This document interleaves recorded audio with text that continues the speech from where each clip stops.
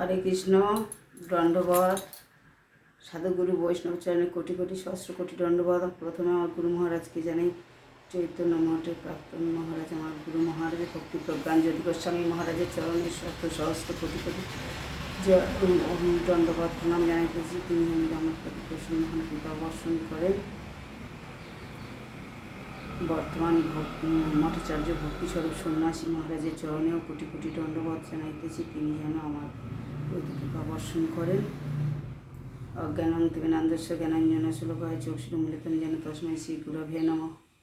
বাঞ্ছা কল্পতরুভ্যশ্চ কৃপা সিন্ধুভ্যেব চ পতিতানাং পাবনেভ্যো বৈষ্ণবেভ্যো নমো নমঃ। শ্রীকৃষ্ণ চৈতন্য প্রভু নিত্যানন্দ শ্রী অদ্বৈত গদাধর শিবাসাদি গৌর ভক্তবৃন্দ। হরে কৃষ্ণ কৃষ্ণ কৃষ্ণ হরে হরে, হরে রাম রাম রাম হরে হরে। আমি আপনাদের চরণে হরে কৃষ্ণ রাধারানী ইউটিউবের ধর্মকথা চ্যানেল থেকে আপনাদেরকে আমি গৌর কথা, কৃষ্ণ রাধা ভজনা, রাধা কৃষ্ণ ভজনা ও সাধুগুরু বৈষ্ণবের চরণে নিজেকে সমর্পণ করলে কি হয়, গুরু কৃপা হয়, সেই জন্য আমি কিছু কিছু আপনাদের সংক্ষেপে পাঠ করে শোনাইতেছি। আগের ভিডিওগুলোকে শুনিয়েছি।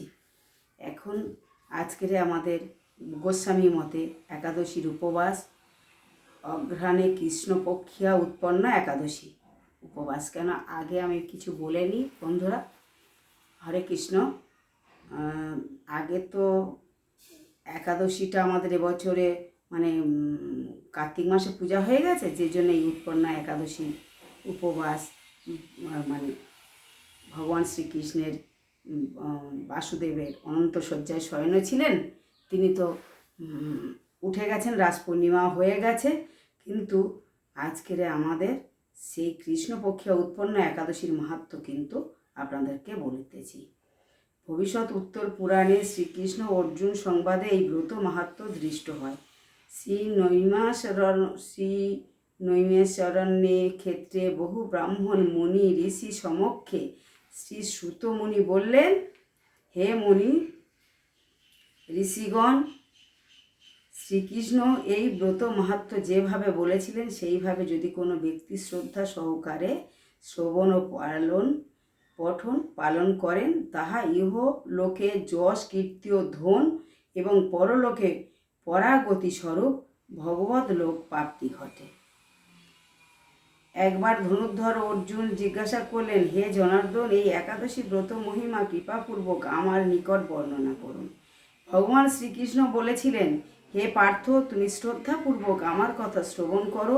হেমন্ত ঋতু প্রারম্ভে অঘ্রাণ মাসে কৃষ্ণপক্ষিয়া একাদশীর দিবসে শেষভাবে একবার অন্ন ভোজনে কোনো নক্ত ভোজন হয়।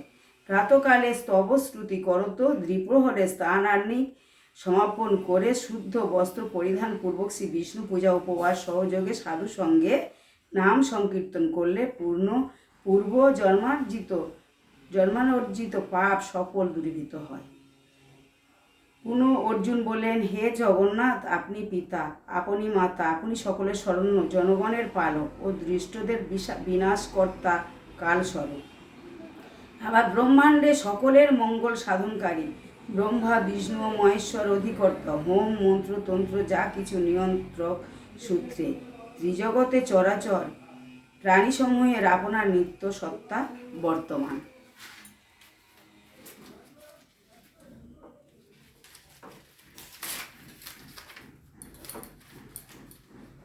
দৈত্য কৃত্তিক স্বর্গ থেকে বিতাড়িত হয়ে বৈভব রহিত দেবগণও আপনার চরণে শরণাগত হয়ে থাকে। আপনি শরণাপন্ন দেবতা দেবগণকে রক্ষা করেন। একবার দেবরাজ ইন্দ্র আপনার চরণে কাতরভাবে অসুর কৃত্তিক নিপীড়িত হয়ে জিজ্ঞাসা করলেন, হে দেবগণাধিপতে ভক্তানুগ্রহকারীন, হে ভগবান, নারী সংযোগ নামে এক অসুর পুত্র মহাবলীশালী মূর নামে এক মহা অসুর মহানগরী চন্দ্রাবতী রাজধানীতে বসবাস করত। একবার মূর স্বর্গের দেবতাদের বিতাড়িত করে তথায় বসমান করতে লাগল। যম, অগ্নি, বরুণ, ইন্দ্র প্রভৃতি দেবগণের পদসমূহ সে একাকী দখল করেছিল। দেবগণ সকলে মিলে মুরকে মুরকে বধ করার জন্য চেষ্টা করেও তাকে জয় করতে সমর্থন হয়নি।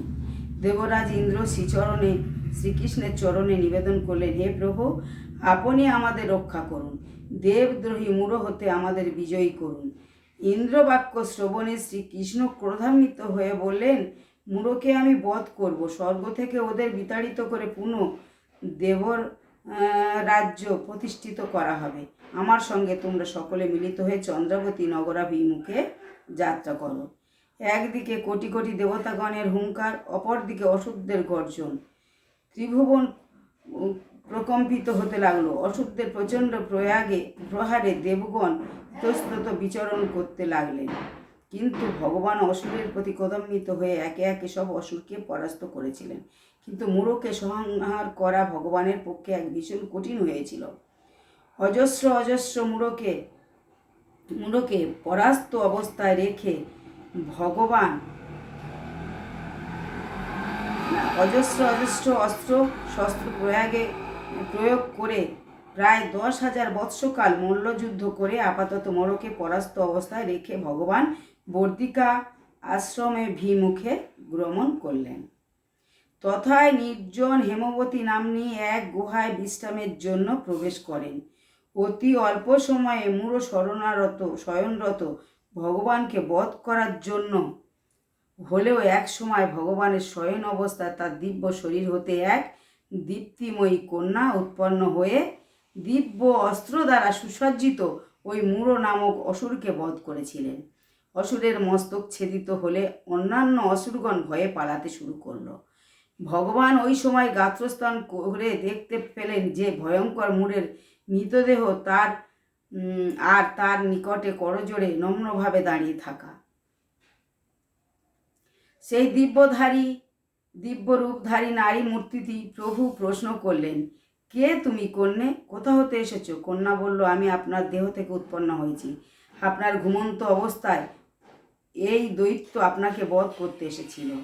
আমি সেই জন্য ওকে বধ করেছি। ভগবান বললেন, হে দেবী, আমি তোমার প্রতি প্রসন্ন হয়েছি, তুমি আমার নিকট বর প্রার্থনা করো। তখন সেই কন্যা বর প্রার্থনা করায় ভগবান বললেন, তুমি আমার পরাশক্তি এবং একাদশীতে উৎপন্ন হয়েছ, সেই হেতু তোমার নাম উৎপন্না রাখা হলো। যদি কেউ ওই একাদশী পালন করে তবে সুমেরু তুল্য পাপ রাশিও ধ্বংস হয়ে অক্ষয় বৈকুণ্ঠ লাভ প্রাপ্ত হয়। সেই দিন থেকে এই একাদশী ব্রত প্রচলিত হয়ে আসছে। ভগবান শ্রীকৃষ্ণ বললেন, হে অর্জুন, এই একাদশী ব্রত পালনে আমি পরাগতি প্রদান করি। ইন্দ্রিয় সংযম, অন্ন পানাদি গ্রহণ বর্জন, তৈলমর্দন ও যাবতীয় ভোগ বিলাসিতা সর্বত্রভাবে নিষিদ্ধ। এই ব্রত শুদ্ধ চিত্তে আচরণ করলে ভগবত লোকে অবস্থান ঘটে। নারায়ণ নমস্কৃত্যং নরস্যৈব নরোত্তমং দেবীং সরস্বতী ব্যাসেন তথা জয় মুদীয়তে। আজকে উৎপন্না একাদশীর মাহাত্ম্য আপনাদেরকে শোনালাম। আমি তো একাদশী ব্রত করে আছি গোস্বামী মতেতে। আপনারা লাইক করবেন, সাবস্ক্রাইব করবেন, মন দিয়ে ভক্তিযুক্তভাবে আপনারা একাদশী মাহাত্ম্য শ্রবণ করবেন। করে যদি আপনাদের ভালো লাগে আপনারা সাবস্ক্রাইব, লাইক করবেন। আচ্ছা, কল্পতরুভ্যশ্চ কৃপা সিন্ধুভ্যেব চ পতিতানাং পাবনেভ্যো বৈষ্ণবেভ্যো নমো নমো। হরে কৃষ্ণ কৃষ্ণ কৃষ্ণ হরে হরে।